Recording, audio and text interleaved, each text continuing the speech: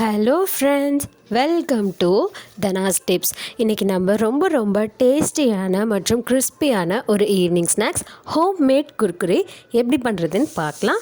இந்த ஸ்நாக்ஸ் பண்ணுறதுக்கு தேவையான பொருட்கள்: பச்சரிசி மாவு 500 கிராம், மிளகாய் தூள் 1 ஸ்பூன், கடலை மாவு 2 ஸ்பூன், சமையல் சோடா அரை ஸ்பூன், உப்பு மற்றும் எண்ணெய்.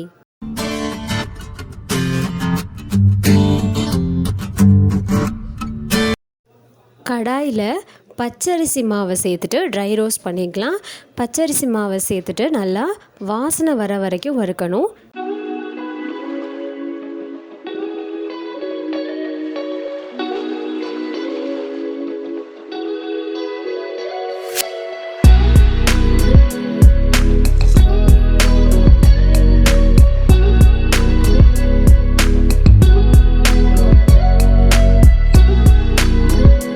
இப்போது பச்சரிசி மாவு நல்லா வறுபட்டு வாசனை வர ஆரம்பிச்சிருச்சு.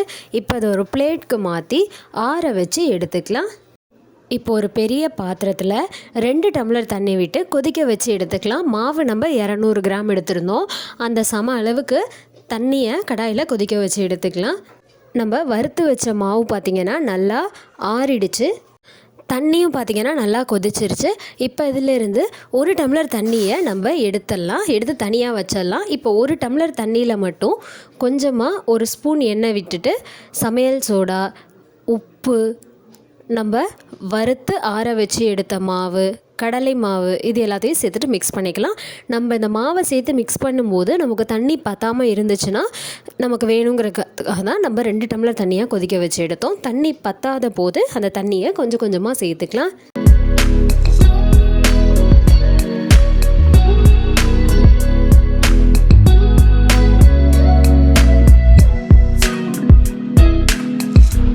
இப்போ அடுப்பை ஆஃப் பண்ணிவிட்டு மாவை நல்லா மிக்ஸ் பண்ணி விட்டு எடுத்துக்கலாம்.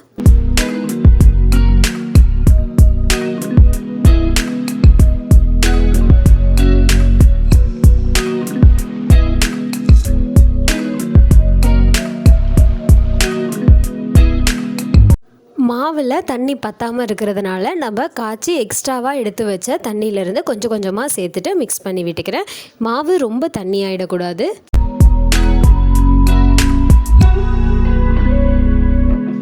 இப்போ பார்த்திங்கன்னா மாவு நல்லா சப்பாத்தி மாவு மாதிரி பாத்திரத்தில் நல்லா ஒட்டாமல் பதமாக தயாராகிடுச்சு. இப்போ இதிலேருந்து மாவை கொஞ்சம் கொஞ்சமாக எடுத்து சின்ன சின்ன உருண்டைகளாக உருட்டி அதை நீட்டமாக திரட்டி எடுத்துக்கலாம்.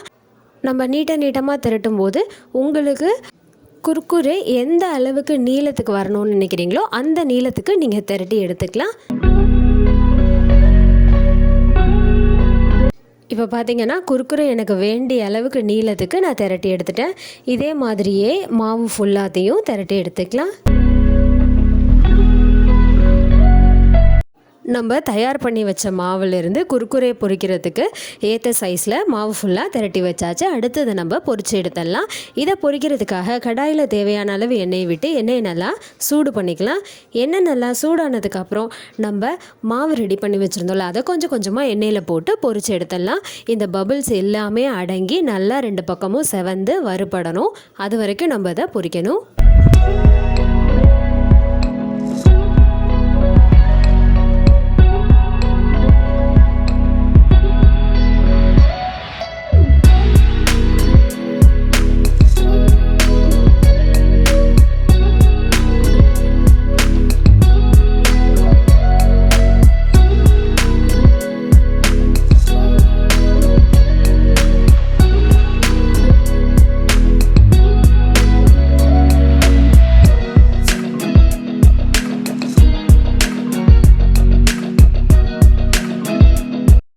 முன்னாடி இருந்ததை விட இப்போ பார்த்திங்கன்னா பபிள்ஸ் எல்லாமே நல்லா அடங்கியிருக்கு.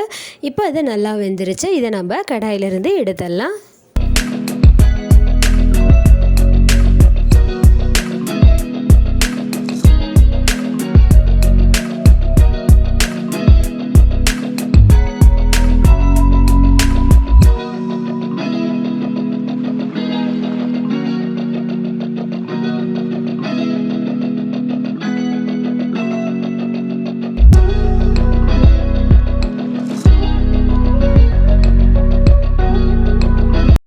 இதே மாதிரியே பேட்சாக நம்ம செஞ்சு வச்ச மாவு எல்லாத்தையும் பொரித்து எடுத்துடலாம்.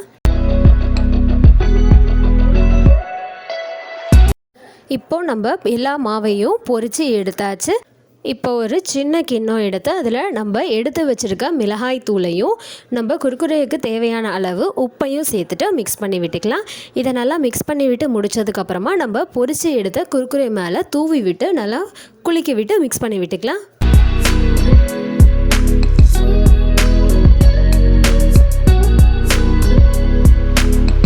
ரொம்ப ரொம்ப டேஸ்டியான மற்றும் காரசாரமான ஹோம்மேட் குர்குரே தயாராகிடுச்சு.